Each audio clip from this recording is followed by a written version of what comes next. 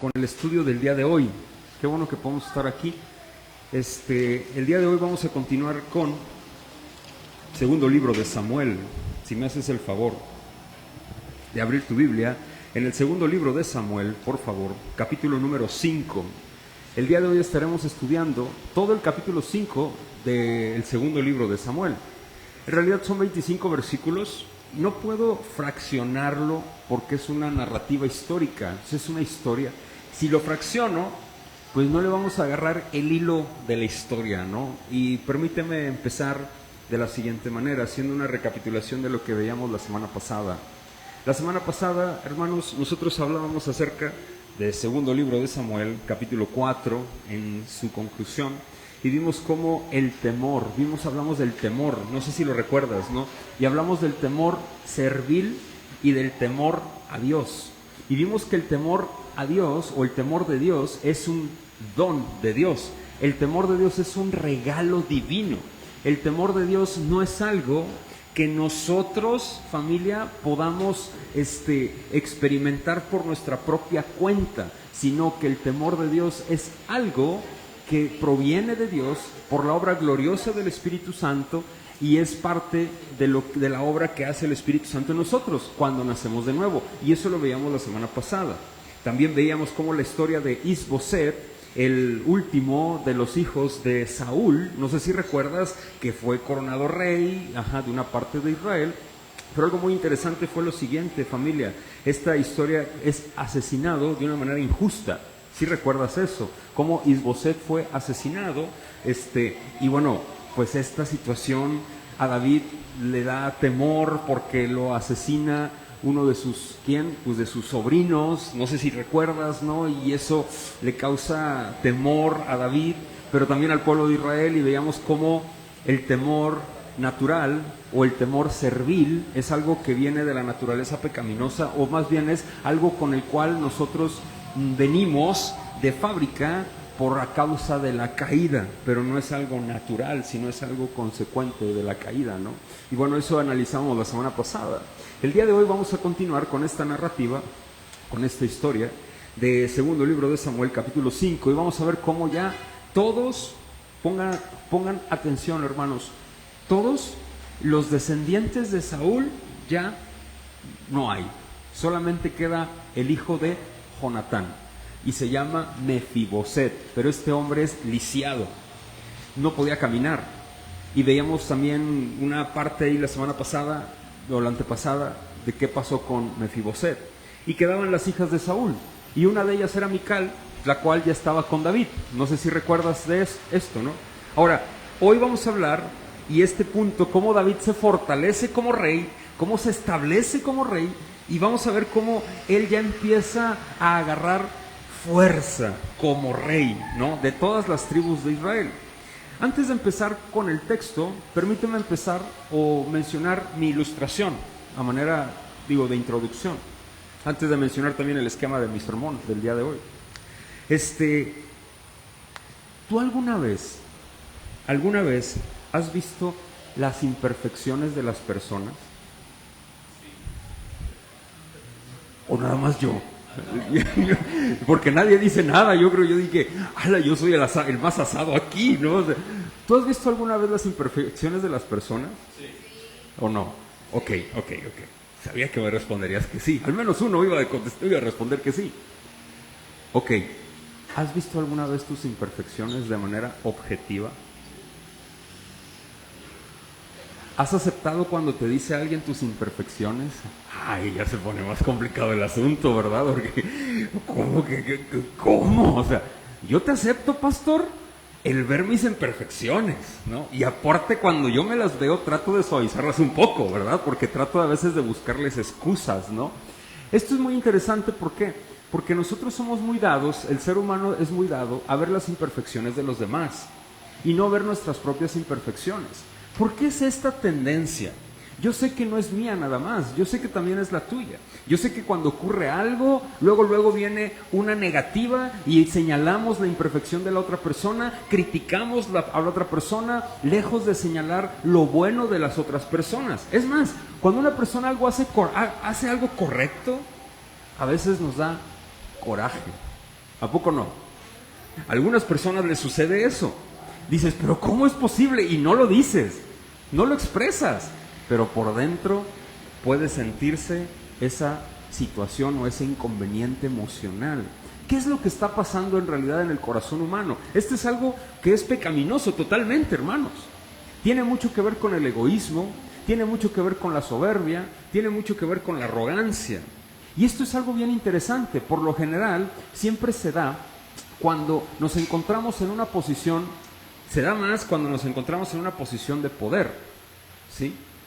Y siempre, ¿sabes por qué tenemos la tendencia a ver los errores de los demás y no ver lo bueno de los demás? Porque somos egoístas por naturaleza. Miren, ¿qué fue lo que pasó en Génesis, en la caída? No sé si te acuerdas tú del acontecimiento. Adán y Eva caen, cometen pecado. No sé si tú recuerdas ese acontecimiento. Si no lo he leído, te invito a que lo leas en Génesis capítulo 3. Y esto es bien interesante, ¿por qué? Porque se acerca la serpiente y les dice, se acerca con la mujer y le dice, con que de ningún fruto les dijo Dios que pueden comer. ¿Eso era verdad? Dios no le dijo eso. Dios no les dijo eso. Pero la mujer dice, no, de todos los árboles podemos comer excepto de uno, del árbol del conocimiento, de la ciencia, del bien y del mal. Porque del día de que de él comamos, ciertamente moriremos. ¿Y qué dice la serpiente? No morirán, sino que serán como dioses.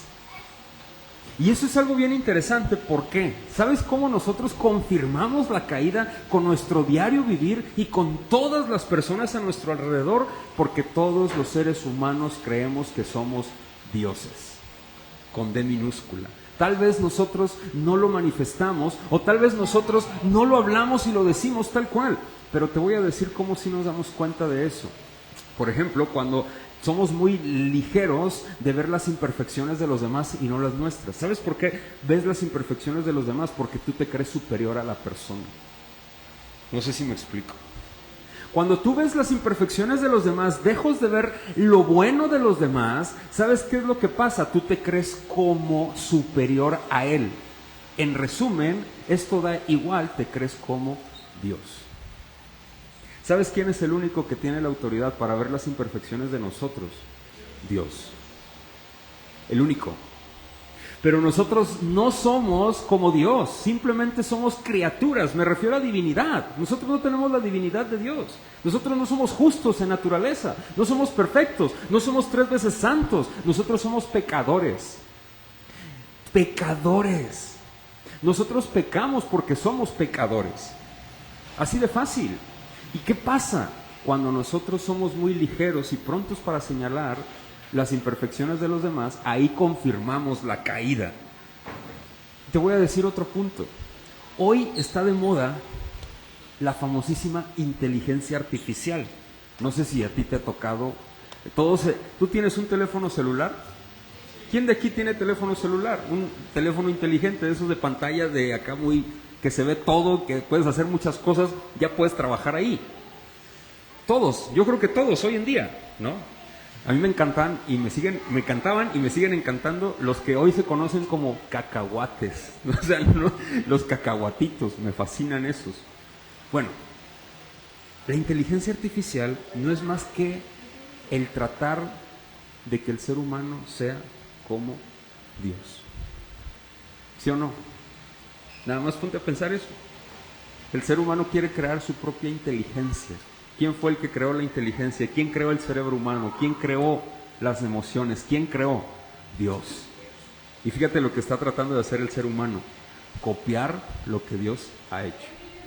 Tú sabes que desde hace muchísimos años atrás ya tenemos máquinas y que fabrican autos y que son altamente, eficientes en las industrias automotrices, maquiladoras y demás, pero hoy están fabricando robots humanoides. No sé si tú sabías eso. O sea, que se parecen a nosotros. ¿Por qué? Porque queremos ser como Dios. Queremos copiar lo que Dios ha hecho. ¿Qué quiere ser? Que ahí confirmamos nuestra naturaleza pecaminosa. Número 1. Pero aquí, hermanos, número 2. Cuando nosotros somos prontos para señalar los errores de los demás, nosotros estamos creyéndonos como Dios. ¿Sí queda claro esto o no? Con esto en introducción, introduciendo esto, mis hermanos, yo quiero ver el esquema de mi sermón. El día de hoy vamos a ver 2 puntos: el fortalecimiento del reino de David, del versículo 1 al verso 16. Y el punto 2, derrota de los filisteos. David en este momento va a derrotar a los filisteos en 2 ocasiones. Y vas a decir, hermano, pero ¿por qué hablas acerca de esta circunstancia y de esta situación de que somos prontos para señalar los errores de los demás? ¿A qué se refiere esto? ¿O qué es lo que quieres darme a comprender? Vamos a ver lo que dice el relato bíblico en el segundo libro de Samuel, capítulo 5, versículo 1. Y dice: vinieron todas las tribus de Israel a David en Hebrón, y hablaron diciendo: henos aquí, hueso tuyo y carne tuya somos. Y aún antes de ahora, cuando Saúl reinaba sobre nosotros, eras tú quien sacabas a Israel a la guerra y lo volvías a traer. Además, Jehová te ha dicho: tú apacentarás a mi pueblo Israel, y tú serás príncipe sobre Israel. Vinieron pues todos los ancianos de Israel al rey en Hebrón, y el rey David hizo pacto con ellos en Hebrón delante de Jehová. Y ungieron a David, ¿por qué? Por rey sobre Israel. Fíjate, esto es importante. Era David de 30 años cuando comenzó a reinar, y reinó 40 años. En Hebrón reinó sobre Judá 7 años y 6 meses, y en Jerusalén reinó 33 años sobre todo Israel y Judá. Continuamos con la lectura, verso 6. Entonces marchó el rey con sus hombres a Jerusalén contra los jebuseos que moraban en aquella tierra, los cuales hablaron a David diciendo: tú no entrarás acá, pues aún los ciegos y los cojos te echarán. Queriendo decir, David no puede entrar acá. Pero David tomó la fortaleza de Sión, la cual es la ciudad de David. Y dijo David aquel día: todo el que hiera a los jebuseos suba por el canal y hiera a los cojos y los ciegos, aborrecidos del alma de David. Por esto se dijo: ciego ni cojo no entrarán en la casa. Y David moró en la fortaleza y le puso por nombre la ciudad de David, y edificó alrededor desde Miló hacia adentro. Y David iba adelantando y engrandeciéndose, y Jehová, Dios de los ejércitos, ¿qué dice? Estaba con él. Versículo 11. También Hiram, rey de Tiro, envió embajadores a David, y madera de cedro, y carpinteros, y canteros para los muros, los cuales edificaron la casa de David. Y entendió David que Jehová le había confirmado por rey sobre Israel, y que había engrandecido su reino por amor a su pueblo Israel. Verso 13. Esto es importante. Y tomó David, ¿qué?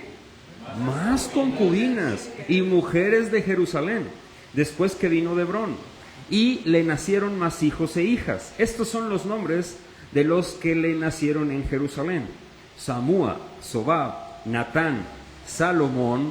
Este es el rey Salomón, ¿sí? Y dice más adelante: Ibar, Elisúa, Nefeg, Jafia, Elisama, Eliada y Elifelet. ¡Wow! No nada más tuvo estos hijos, tuvo más.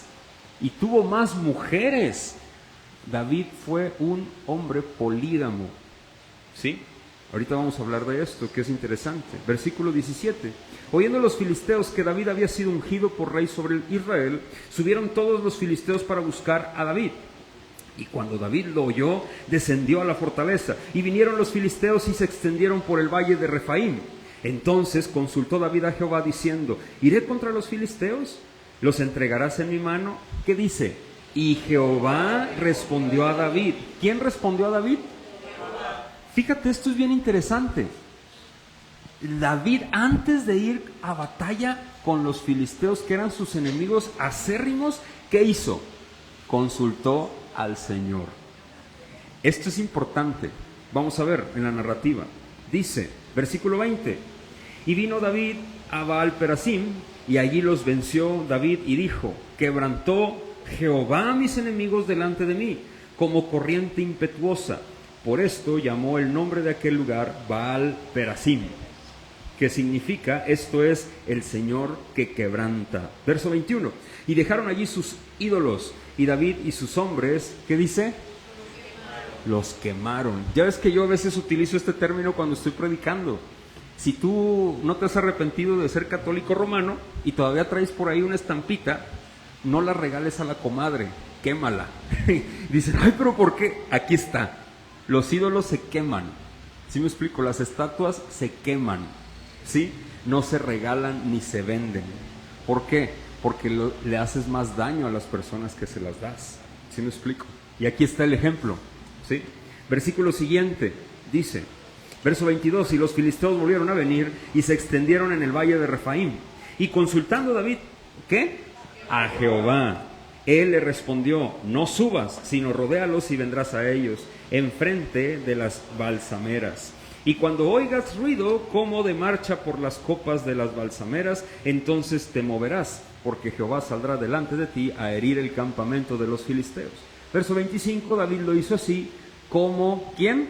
Jehová se lo había mandado, e hirió a los filisteos desde Geba hasta llegar a Geser.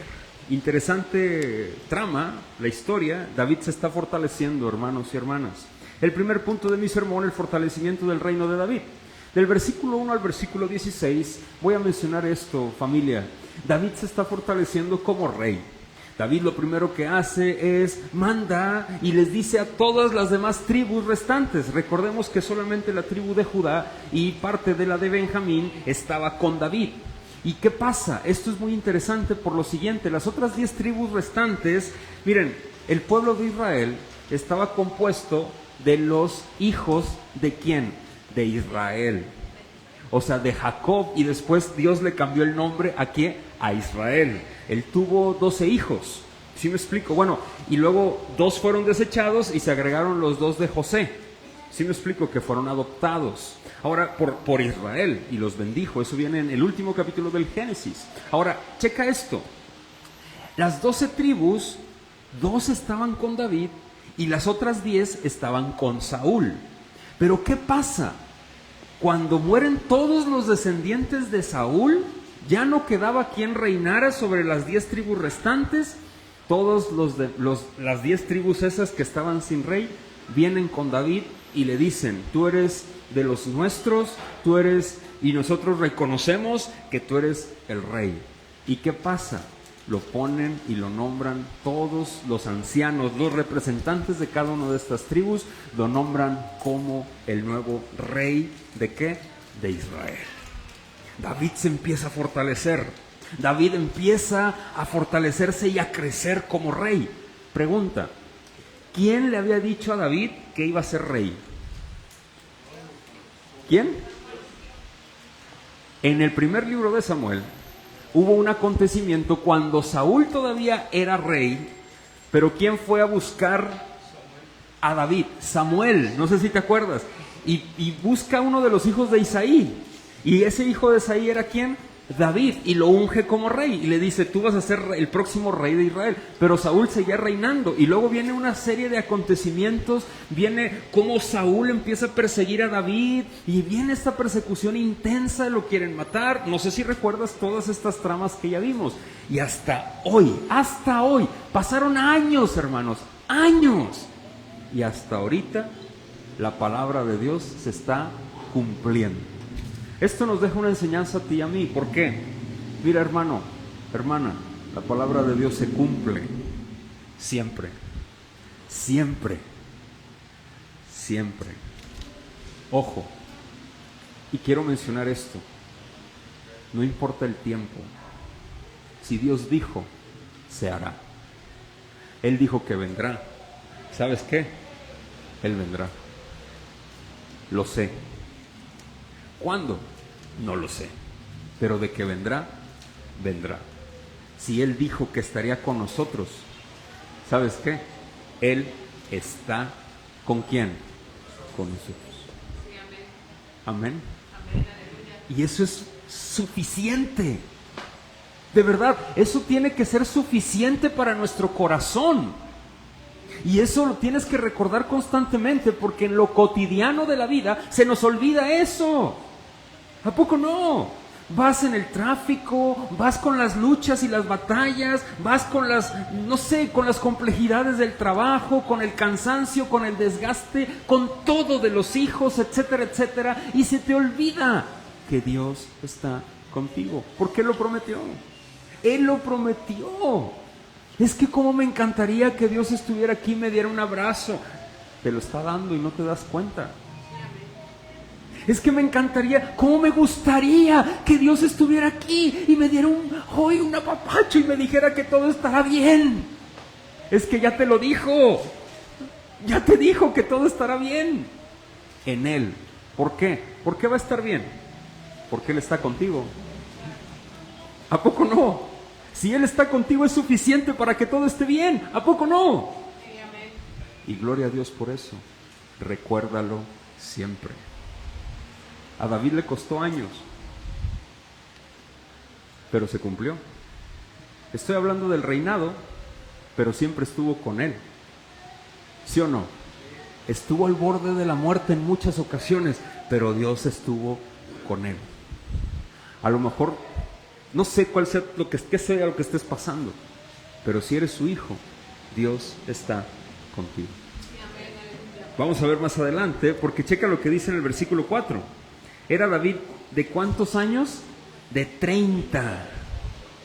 Cuando comenzó a reinar, y reinó ¿cuántos? 40 años reinó David, de 30 años. Era un jovenzuelo, de verdad, de 30 años siendo rey. ¡Wow! Aproximadamente algunos historiadores comentan que David llegó a la sala real de Saúl ya ungido cuando tendría como unos 16, 17 años. Imagínate cuántos años pasaron para que David fuera rey. Sí queda claro esto, muchos. Y luego vamos más adelante porque David se sigue fortaleciendo y en el versículo 6, hermanos, entonces marchó el rey con sus hombres a ¿dónde? Jerusalén. Hermanos, Jerusalén no era parte de Israel. Quiero confirmar esto. Jerusalén en esta época no era parte de Israel, era parte de los jebuseos. Es más, así se llamaban las personas que vivían ahí. Y eran invasores, no eran enemigos de Israel. Y David quería esa región porque ahí estaba Silo. Y Silo era un lugar de adoración, que Dios había mandado que ahí se estableciera la adoración, pero había sido invadido. Y Jerusalén tenía una característica muy interesante, hasta hoy la tiene, en la ciudad santa, que así se le denomina, tenía un cerco que se llama Miló, o Milló. ¿Qué significa esto? Miren, en el versículo 9, checa lo que dice. Antes de esto, quiero mencionar algo. Quiero que me acompañes al primer libro de las Crónicas, que me resultó muy interesante. Primer libro de las Crónicas está adelantito de donde nos encontramos. Tú te encuentras ahí en el segundo libro de Samuel, después sigue el primer y segundo libro de los Reyes, luego sigue el primer libro de las Crónicas, y quiero que vayamos al capítulo 11.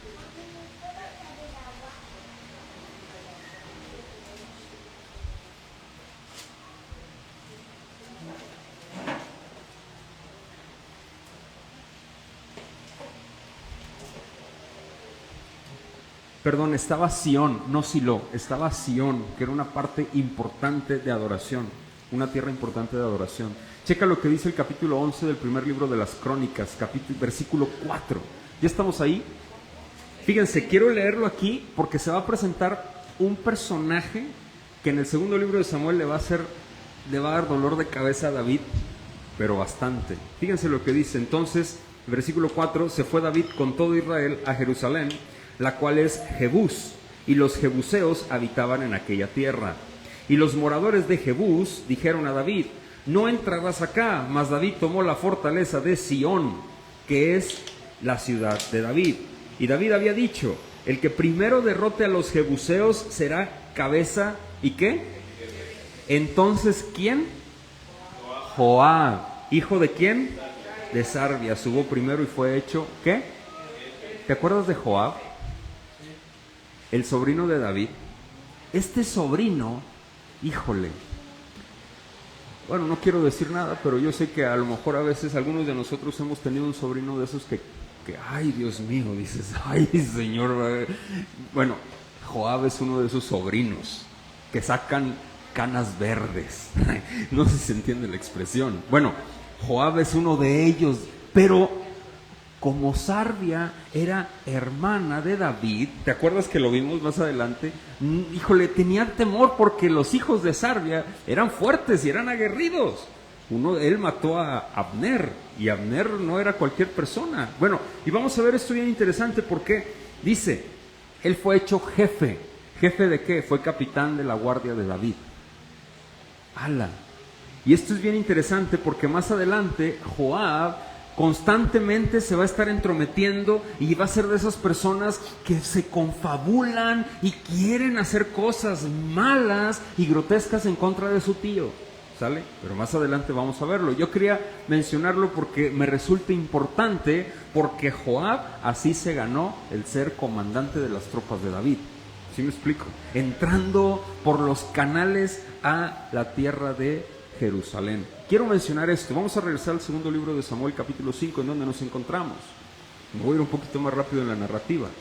Checa, esto es bien interesante porque, familia, porque David dice esto, fíjate, en el versículo 7. Versículo 6.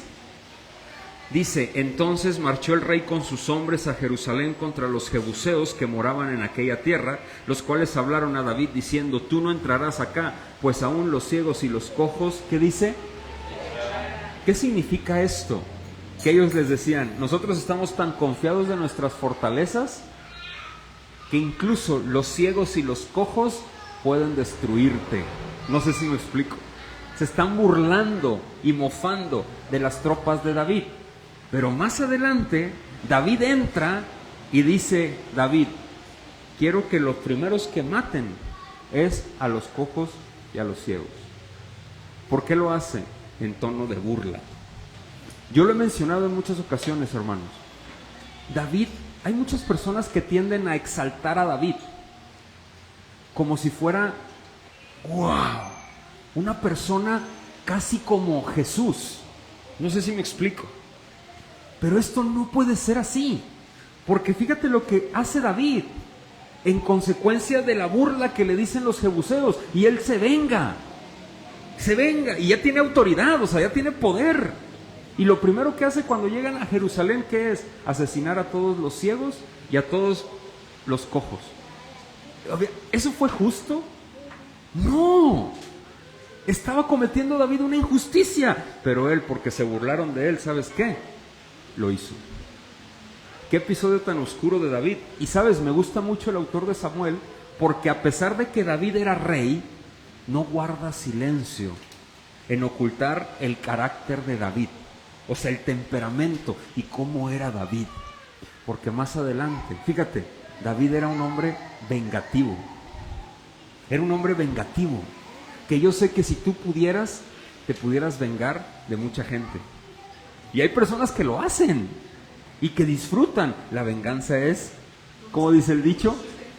¡Hala! Y hacer la cara así, dulce. ¡Ay, bro! Así dice la gente. Hermanos, David era así. Y como él tenía el poder, imagínate eso, ¿no? Es interesante ver el carácter de David aquí. Pero David, ¿a quién escogió David? ¿Él solo lo escogió o quién lo escogió? ¿Él solo se escogió a sí mismo para ser rey? ¿Quién lo escogió? Dios, y Samuel lo ungió. ¿Por medio de quién? Pues Dios lo dijo, y el medio que usó Dios fue el profeta. Ok, ¿quién lo escogió? Dios escogió a David para que fuera rey. ¿Y tú crees que Dios sabía cómo era David? ¿Tú sabías que Dios sabía que David iba a ser así? Por supuesto que sí. Y Dios sabía y te escogió a ti sabiendo cómo tú eres y lo que ibas a hacer. Y los pensamientos de tu corazón, Dios los conoce. Nos conoce a todos nosotros. Y aún así, nos escogió. Gloria a Dios. Es interesante esto, pero quiero ir más adelante. Más adelante, hermanos, viene Hiram, que es otro rey, tiene ¿cómo se llama? Pues quiere congraciarse con el rey David, le manda obreros, fabrican casa para David, y David fabrica su casa, pero algo muy interesante, fíjense, para manifestar su autoridad por sobre Jerusalén, ¿sabes qué hace David? Agarra mujeres y se casa con más. con más concubinas y con más mujeres. Checa lo que dice en el versículo 13. Fíjense, y tomó David más concubinas y mujeres de Jerusalén, después que vino de Hebrón, y le nacieron más hijos e hijas. Hasta ahí. Hermanos, David tuvo varias mujeres. Al menos las esposas que tuvo, se dice en el libro de las Crónicas que eran 7. No se mencionan las concubinas, pero tuvo más. Pero nos podemos dar cuenta cómo David tenía un problema, mis hermanos, con las mujeres. Más adelante lo veremos. Y lo podemos ver en la crianza que tuvo con Salomón. ¿Te acuerdas de Salomón? Salomón es muy famoso porque escribió ¿qué? Proverbios, ¿no? La corte de él escribió Proverbios. Era el hombre más sabio del mundo en esa época. Y era el hombre más rico del mundo en esa época. Escribió también Eclesiastés, no sé si te acuerdas, pero también se hizo famoso por tener muchas mujeres. Él dice en la Biblia que él tenía 1000 mujeres. Yo digo, ¡hala! Imagínate eso, 1000 mujeres. O sea, imagínate todo eso. Y aparte, lo peor, a cada una le construyó un templo para adorar a sus divinidades. Imagínate eso. Y él se iba con cada divinidad a adorarla, junto con ellas. Imagínate eso. Y luego regresaba al templo y adoraba y hacía sacrificios al Dios grande de Israel. Imagínate eso. Ahí nos podemos dar cuenta cómo era David. ¿Has escuchado la frase que los hijos son espejos de los padres? ¿Sí o no? Los que somos padres, ¿sí o no es verdad eso? Ahí vemos a David reflejado en ¿quién? En Salomón.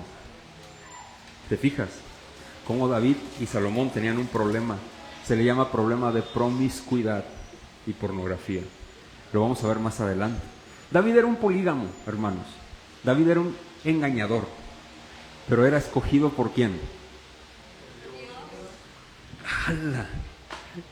Cuando yo veo esto digo, ¿cómo es posible? Señor, ¿cómo escogiste a este hombre? ¿Sabes? Cuando yo hago la comparativa entre Saúl y entre David, digo, ay Señor, Saúl, híjole, tenía mejores comportamientos en más de una ocasión que el mismo David. Y vamos a ver más adelante más todavía, porque el escritor de Samuel no guarda nada de silencio a decir, y David dijo, maten primero a los cojos y a los ciegos, luego entrando, maten para que demuestren quién es el rey aquí. ¿Qué? Porque así se burlaron de mí, yo así me burlo y les demuestro quién soy yo. Es más, voy a llegar a Jerusalén y lo primero que voy a hacer, voy a buscar a mujeres guapas para mí, para que vean quién es el rey aquí. ¡Wow! Ese era David. Y aquí lo podemos ver. Otra cosa, hermanos, pero consulta a Dios. Y me llama la atención, porque en mi segunda parte del sermón, y antes de irme a la segunda parte, quiero mencionarte lo siguiente. David ciertamente se iba fortaleciendo. Era un hombre pecador como tú y como yo, ¿sí o no? Por supuesto que sí. ¿Y te acuerdas cómo inicié mi sermón? Somos fáciles para señalar las inconsistencias y las cosas, las imperfecciones de las personas, ¿sí o no? Pero sabes, Dios no es así. Dios no señala las inconsistencias ni las imperfecciones de los suyos. Dios no las señala. Dice la Biblia que cuando un pecador se arrepiente, Él no se vuelve a acordar de sus pecados. Estoy parafraseando el texto bíblico en uno de los profetas menores y dice, y todos sus pecados los arroja al fondo del mar y jamás se vuelve a acordar de ellos. Porque Jesús pagó los pecados de los suyos una vez y para siempre. Los pecados pasados, los presentes y los futuros. Wow, eso es gracia. Eso es gracia. Oye, ¿Dios escuchaba a David en sus oraciones? ¿Sí o no? Sí. Claro. Pero mira David cómo era. ¿Por qué? porque por gracia David estaba en donde estaba, no por su imperfección ni por sus perfecciones. Quiero cerrar la primera sección de mi sermón con esto, porque esto me va a llevar a mi segunda parte. Un ser imperfecto llamado David fue escogido por Dios para ser rey de Israel. Fíjate, llamado y escogido por Dios, ungido por el profeta para hacer una tarea especial. Dios siempre llama a seres imperfectos, hermanos y hermanas, para hacer la tarea que Él quiere que se haga con los suyos, siempre. Porque tú y yo no somos perfectos, distamos mucho de la perfección, tenemos muchas fallas. Cuando vayas a hablar mal de alguien, acuérdate de esto: Dios no habla mal de ti. Dios, lo malo de ti, lo clavó en la cruz del Calvario, porque alguien tomó tu lugar, y ese alguien se llama Jesucristo. Por eso ya no se acuerda más de tus culpas, ni de tus imperfecciones.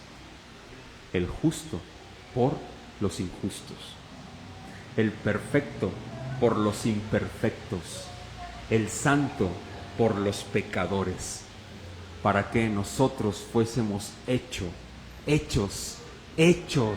hijos de Dios en Él. ¿En quién? En Cristo. ¡Wow! Eso es maravilloso, hermanos. Y David estaba experimentando eso a pesar de su arrogancia, a pesar de su inconsistencia moral y social, a pesar de sus injusticias, a pesar de su poligamia. David estaba experimentando gracia sin darse cuenta. ¿Que Dios lo va a reprender? Sí, más adelante, como también lo ha hecho contigo y conmigo en muchas ocasiones. ¿A poco no?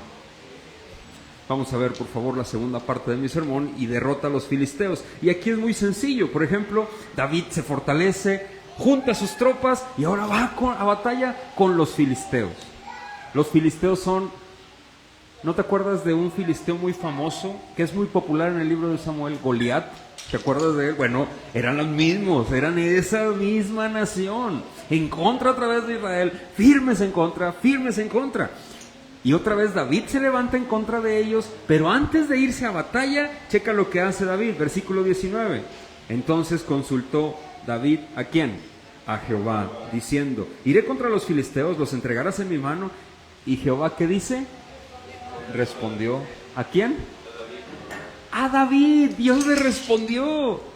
Dios sabía lo que había hecho David, pero aún así Dios le respondió y dice, ve, porque ciertamente entregaré a los filisteos en tu mano. Número 1, la primera derrota. Y la segunda, mis hermanos, checa lo que dice en el versículo 22. Y los filisteos volvieron a venir y se extendieron en el valle de Refaim. Y otra vez, y consultando David a Jehová, él le respondió, ¿qué dice? No subas, sino rodéalos y vendrás a ellos enfrente de las balsameras. Más adelante dice, los vence, ¿quién? David, por mano de Jehová. Segunda derrota, 2 veces los derrota y se acaba. Vence David a los filisteos. Más adelante, la tierra de Israel queda en paz. Híjole, porque David era un rey fuerte, pero gracias a quién? A Dios, al Señor. Quiero entrar en mi conclusión de la siguiente manera, hermanos, y quiero que me pongas mucha atención en esto, porque nos podemos perder y es fascinante lo que te voy a mencionar. Me encantó porque Dios habló mucho a mi corazón con este texto. ¿Recuerdas que mencioné que cómo somos propensos a ver las deficiencias de los demás? En David podemos ver deficiencias, pero también podemos ver virtudes. Muchas virtudes tenía David. Y David lo que era, ¿sabes qué hacía él?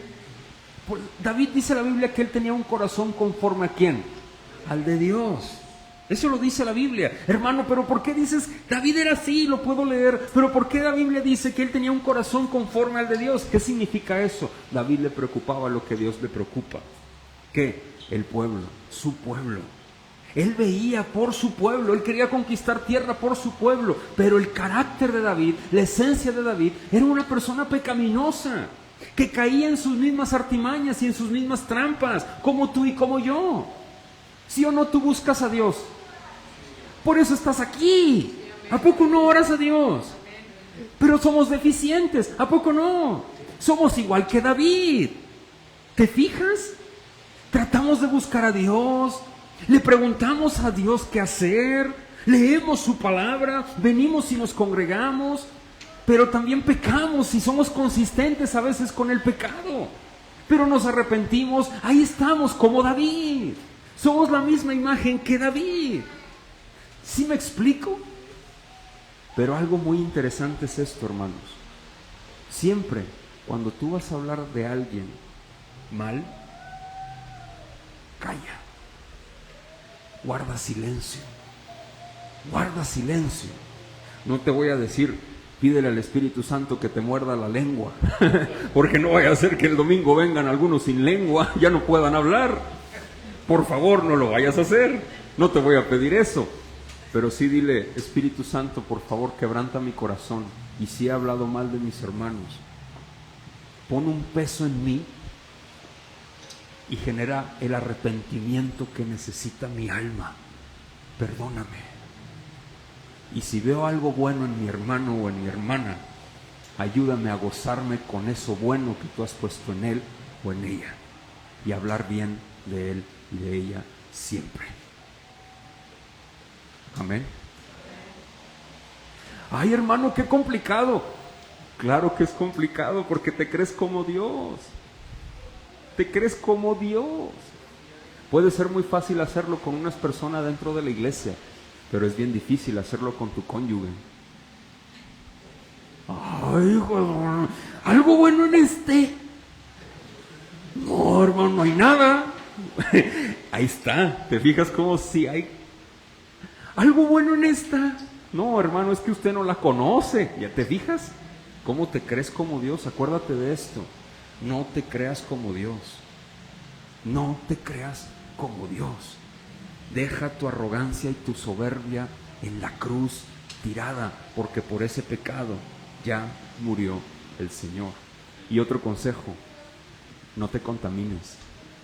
No contamines a tu propia alma. Mira, cuando tú ves algo malo de una persona, te voy a decir qué hacemos. Ya lo he mencionado en algunas ocasiones, pero nosotros tendemos mucho a hablar con nosotros mismos. ¿Sí o no? A veces algunas personas están hablando, yo he visto personas que van caminando y van hablando solas, ¿no? Y no es que traigan audífonos ni nada, van hablando solas, ¿no? Pero yo sé, eso es algo muy cotidiano en ti, en mí, en todos los seres humanos. Tendemos a hablar con nosotros mismos, ¿a poco no? Armamos diálogos y vamos haciendo cosas, ¿no? Hablamos con nosotros mismos y hacen pensamiento con nosotros mismos, hermanos. Y esto es bien interesante. Cuando vemos algo en contra de alguien, ¿sabes qué? A lo mejor guardamos silencio, pero ¿sabes qué hacemos? Empezamos a hablar mal de él a nosotros mismos. No sé si me explico. Ay, es que mira, no, es que yo ya veo a la hermana como es y que porque es así, que, ay, Señor, tú me dices que no le hable. Bueno, pues ya me voy a tragar esto, pero, ay, pero es que tú esto, y pero mira, ¿a poco no ves como esto, y como esto, y como esto, y como esto, y como esto? Y puro veneno le estás inyectando a tu propia alma otra vez. No lo hagas, porque eso te envenena más. No sé si me explico. No lo hagas, porque eso te envenena más. Hermanos, aquí vemos cómo David por la mano de Dios es coronado rey de Israel. ¿Y es quien es? Siendo él quien es. Dios siempre usa personas imperfectas para llevar a cabo sus propósitos. Lo fascinante de esto es que aún en las imperfecciones y errores, Dios siempre se lleva la gloria, pues Él te ha escogido y no nosotros le hemos escogido a Él. Porque a pesar de las imperfecciones que tú tienes, Él se va a llevar la gloria. Porque la Biblia dice en Romanos capítulo 8, todas las cosas nos ayudan a bien, aquellos a los que conforme a su propósito hemos sido llamados. Porque a los que aman a Dios todas las cosas les ayudan para bien, aquellos a los que conforme a su propósito hemos sido llamados. ¿Qué significa esto, hermanos? todas las imperfecciones, todas las alegrías, todas las inconsistencias, siempre van a ayudarte para bien, porque Él siempre se va a llevar la gloria, incluso en tus imperfecciones. Cuando veas las imperfecciones en alguien, acuérdate, no eres un Dios, no eres Dios. Acuérdate, ni Dios te las recuerda a ti y a mí. ¿Qué tienes tú que andarte metiendo en terrenos que no te corresponden? Amén. Arrepiéntete. Y concluyo con esto. Hermanos, una comparativa mesiánica que es fascinante. Checa. David es rey, ¿sí o no? Jesús es ¿qué? Rey. David es profeta, ¿sí o no? Jesús es el profeta. No es un profeta, no, es el profeta. Él es el profeta. Ojo, David depende de Dios para tomar decisiones. Jesús depende de su Padre para tomar todas las decisiones. Dependió de su Padre para tomar todas las decisiones aquí en la tierra. Y eso es lo que nos ilustran los evangelios. Cuando Él iba a buscar a sus discípulos y a escogerlos, dice la Biblia que pasó toda la noche orando. Cuando Él iba al Getsemaní, oró y dijo: Señor, si es posible que pase de mí esta copa, pero que no se haga como yo quiero, sino que se haga conforme ¿a qué? A tu voluntad. Jesús siempre buscaba hacer la voluntad del Padre. David siempre buscaba hacer la voluntad de Dios. Otra comparativa. Dios puso a los enemigos de David abajo de sus pies. ¿Sí o no? ¿Sí o no? Dios está y pondrá y está poniendo a todos los enemigos de Él, de Jesús, por debajo de sus pies. Y esto es maravilloso porque David lo profetizó. Aquí en este texto bíblico vemos cómo David se fortalece, cómo David crece como rey, pero todos los enemigos Dios los puso a sus pies. A los filisteos, a los jebuseos, a todos los descendientes de Saúl, Dios los puso por el estrado de los pies ¿de quién? De David. Pero David es la figura de Cristo más adelante, porque Jesús es el descendiente ¿de qué? De David. ¿Sí queda claro hasta ahí? Vamos a ver lo que dice Jesús de esto en Mateo capítulo 22, por favor. Esto lo dijo el salmista, el mismo David, pero quiero irme con las palabras de Jesús. Mateo capítulo 22.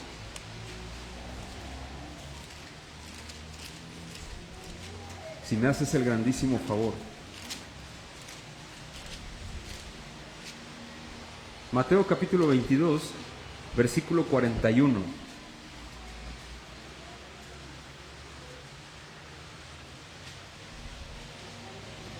¿Listos?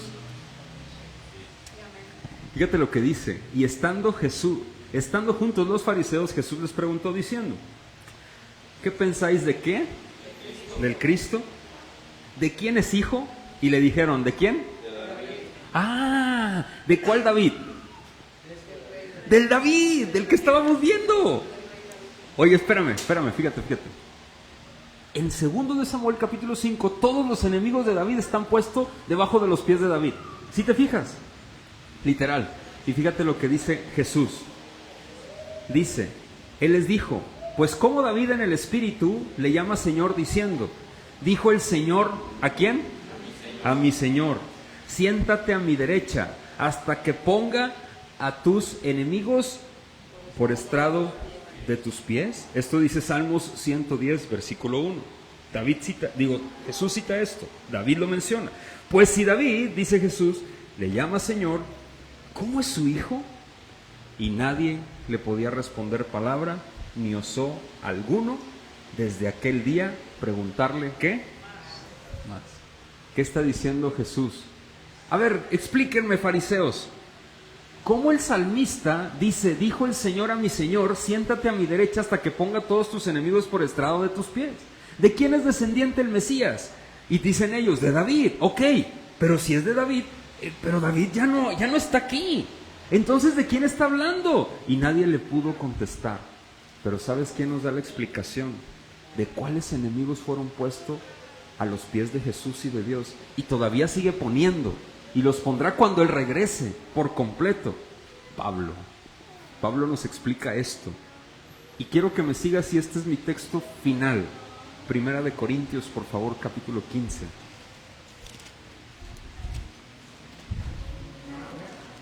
Primera de Corintios 15,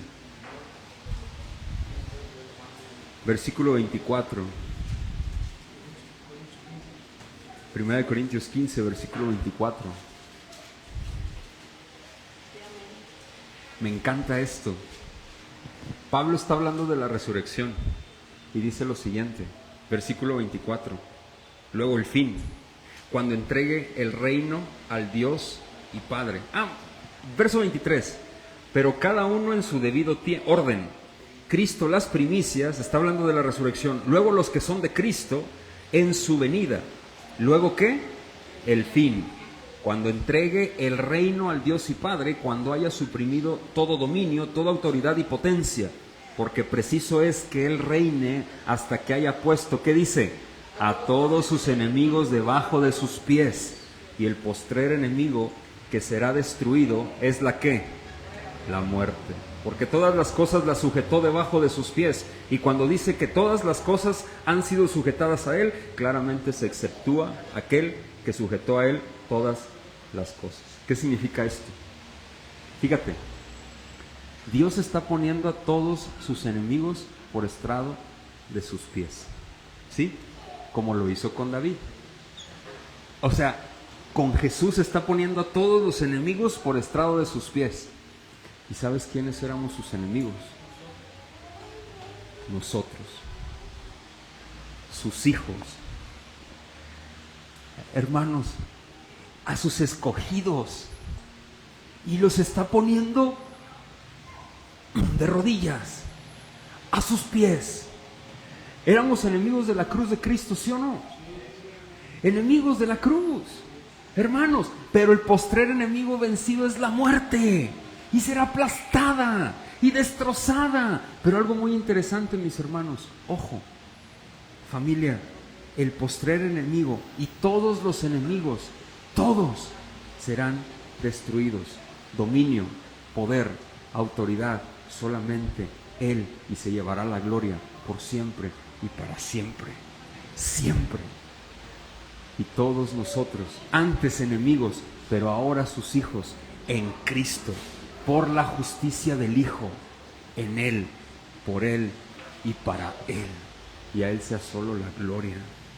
Ojo, Dios está poniendo a sus enemigos, convirtiéndolos en suyos, en el Hijo. Familia, resumo con esto. Nosotros, antes, enemigos de la cruz de Cristo, ¿sí o no? Ahora, amigos. Ahora, hijos. Ahora, familia. Y el postrer enemigo será vencido. Dios no se sujeta a esto, y lo dice Pablo. Pero nosotros sí. Nosotros sí. Y concluyo con esto.